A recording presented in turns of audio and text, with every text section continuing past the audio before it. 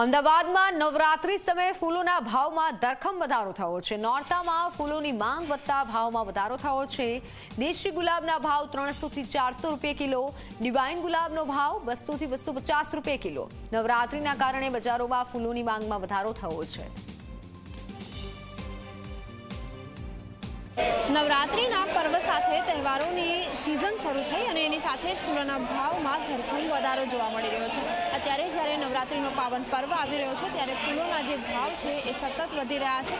હાલ જુદા જુદા ફૂલોની પણ વાત કરીએ તો દરેક ફૂલ ની જે વેરાયટી પોતાની ગુણવત્તા પ્રમાણે ભાવમાં અત્યારે વધારો જોવા મળી રહ્યો છે। હાલ ગલગોટાના જે ફૂલ જોઈ રહ્યા છો આપ, એ ગલગોટાના જે ફૂલ છે સિઝન છે અને છતાંય જે ફૂલ છે એનો ભાવ 100 થી 150 રૂપિયા કિલો છે। જ્યારે માતાને પ્રિય એવા ગુલાબનો જે ભાવ છે એ પણ 300 થી 400 રૂપિયા, જ્યારે સેવંતીનો ફૂલ પણ 200 થી 250 રૂપિયા કિલોના ભાવે હોલસેલ ભાવે વેચાઈ રહ્યા છે। જો કે જ્યારે ગ્રાહક સુધી આ ભાવ પહોંચે છે ત્યારે હજી ભાવમાં વધારો થઈ જાય છે।